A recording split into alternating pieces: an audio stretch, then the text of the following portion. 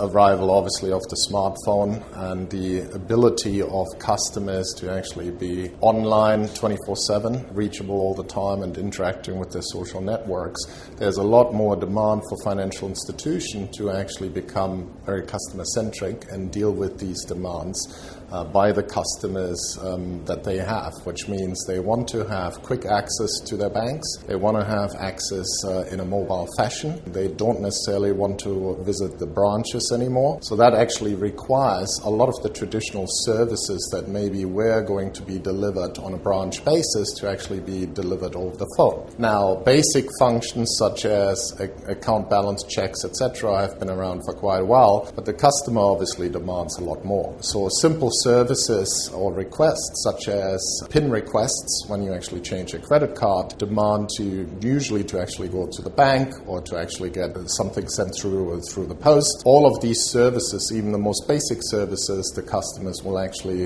at some point demand that they are going to be delivered over the mobile phone. Furthermore, it comes to the extent where actually socially active customers will start checking with their network who actually provides the best services, who provides the best loans. So there will actually be a network effect by these customers that financial institutions have to be very aware of. And they will have to target that, and they have to actually do it in a socially conscious manner. In general, the customer transformation that the customer wants to have most of the bank services actually delivered over the phone. And that requires that a lot of the bank services have to no longer be branch-centric or branch-focused, but actually have to be delivered over the phone. And that has several repercussions. And it goes all the way potentially to even the acquisition of a customer. So nowadays, for a bank to acquire a customer, there's still the necessary requirement for a customer to visit a branch, visit a representative, to sign a lot of documents,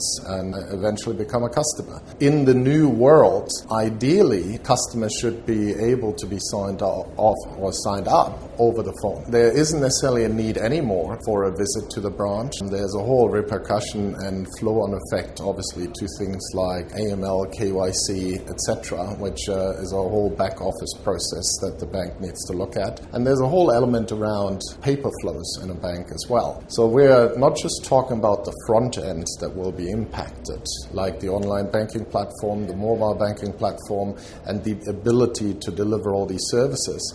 But there's a whole flow-through the back office and the operations where actually you have to take paper out of the process and you have to really move the bank into, effectively completely digital over time. And the financial institutions with increasing competition are more and more looking at how do we actually penetrate the bottom of the pyramid. What that means, so there's a lot of opportunity there, and technology obviously reduces the cost of customer acquisition and the cost of transacting with a customer. So it is starting to become feasible and also profitable to include the ones that are currently not included. One is how to take their customer digital and their bank digital.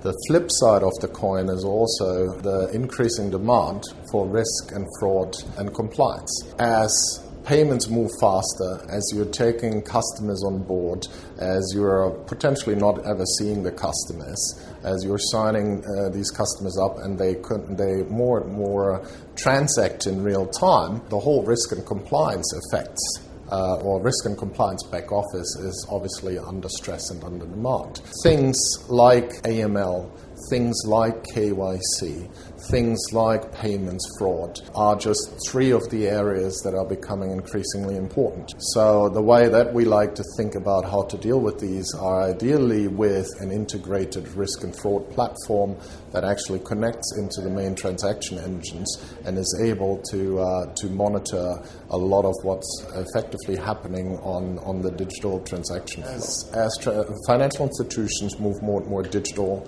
and so does their customer base, and transactions become faster and faster, it's important to speed up all the processes around AML, so to make sure that transactions do not slip through the system due to the speed And due to not knowing customers that are being signed up now in this digital world much faster than they would have been in the past. So signing up a customer would have taken potentially a couple of days of actually checking them through an AML process. In the future world, in the digital world, it will be almost instantaneous, which means that you actually need to have an instantaneous AML fraud system, because otherwise it might be too late by the time you actually do your checks and balances. Similarly, you need to do the same in general on knowing your customer, which doesn't just have an AML component to it. It obviously has a lot more other components to it. And then there's obviously the payments fraud piece, where transactions that go through or transactions that are being defrauded need to be picked up much faster. So the more the whole system goes towards real payments, the more an instantaneous fraud system is required.